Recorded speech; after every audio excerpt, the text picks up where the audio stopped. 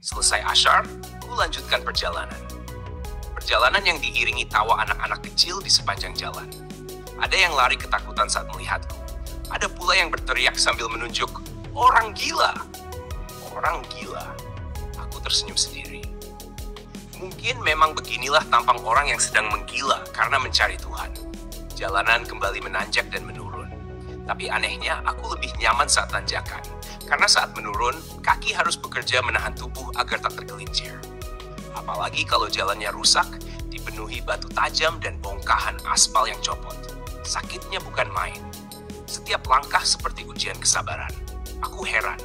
Ini jalur utama penghubung antar kecamatan, tapi kok bisa rusak begini? Di kampungku saja, jalan kecil dicor rapi. Tapi entahlah, mungkin di sini tidak ada yang memperjuangkan atau tidak ada yang peduli. Seperti nasib orang-orang kecil yang berjalan tanpa suara. Kakiku makin nyeri.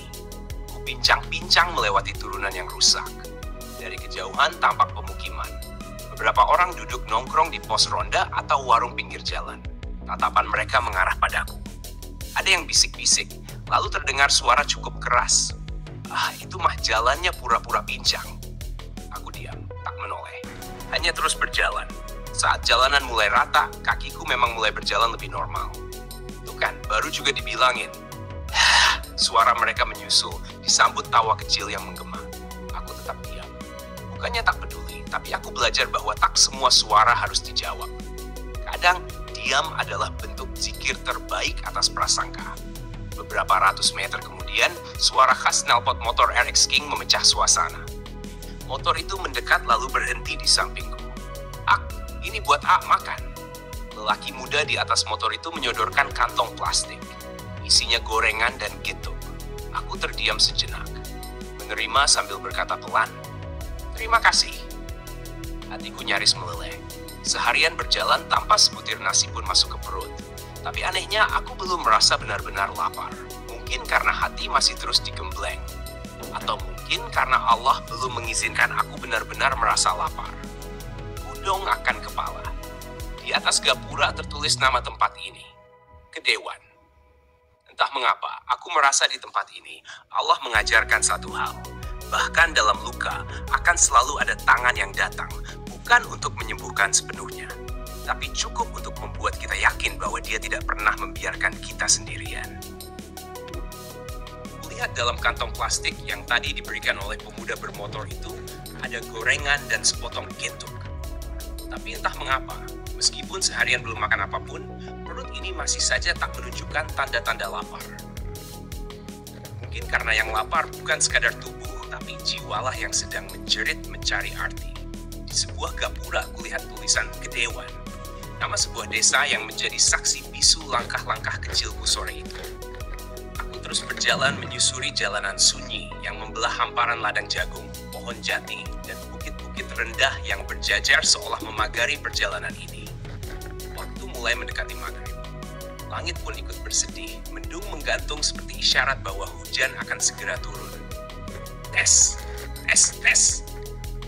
Rintik hujan jatuh perlahan, seperti sentuhan lembut dari langit yang seolah tak sampai hati membasahiku pada hari pertama tirakat ini.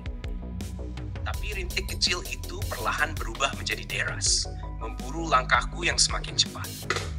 Aku cemas. Jangan-jangan harus bermalam di tengah perkebunan ini. Namun di tengah rasa khawatir, aku merasa sedikit tenang karena sesekali masih ada 1-2 motor yang melintas. Tanda bahwa pemukiman mungkin tak terlalu jauh lagi. Benar saja. Setelah berjalan agak jauh dengan tergesa, tampak sebuah rumah dari kejauhan. Lalu satu lagi. Dan akhirnya aku tiba di sebuah dusun. Di dekat pos ronda, aku ganti pakaian yang basah. Lalu, aku mencari masjid untuk menunaikan syalat maghrib. Saat itu kulihat seorang bapak memakai sarung dan baju koko melintas. "Pak, masjid sebelah mana ya?" tanyaku dengan sopan. "Masjid agak jauh, Mas. Tapi kalau mau, di situ ada mushola. Saya juga mau ke sana," jawab beliau ramah. Aku pun mengangguk dan mengucapkan terima kasih. Kami berjalan bersama memasuki gang kecil menuju mushola sederhana di tengah desa. Belum sempat kami masuk, langit menumpahkan hujannya dengan deras. Biar, seolah langit tak bisa lagi menahan rasa haru. Kami syalat maghrib berjamaah di Dilanjutkan dengan wirid. Setelah selesai, aku duduk sejenak dan memakan sepotong getuk yang tadi kubawa. Rasanya manis, lembut, dan terasa luar biasa nikmat setelah seharian tak makan.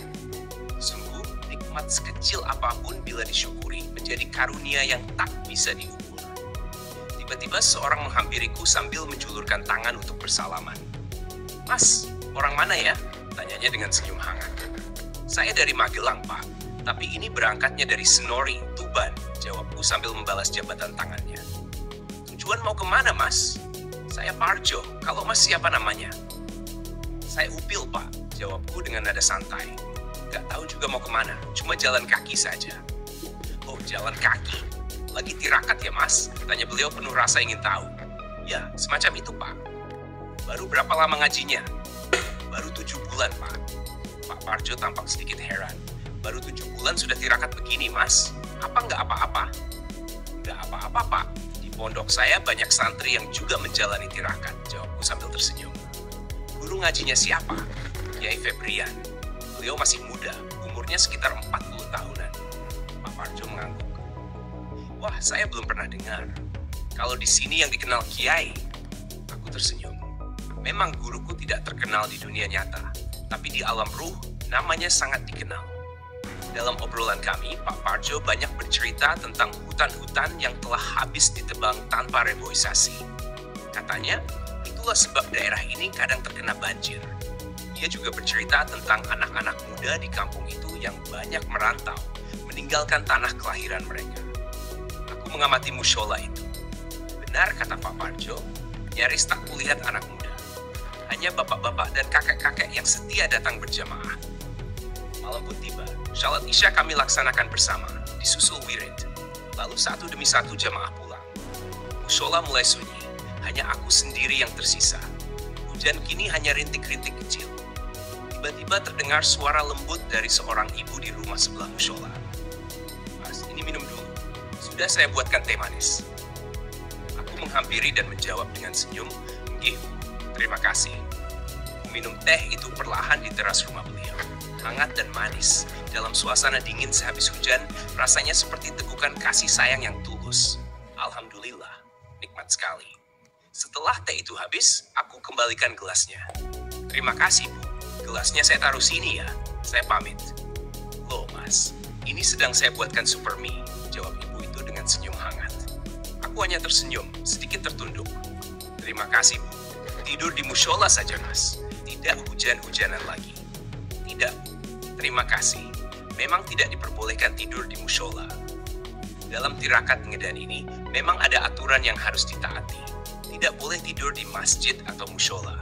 Karena ini adalah perjalanan antara hamba dan Rabb-Nya. Tempat berteduh hanyalah hati yang pasrah, dan atapnya adalah langit yang menyaksikan."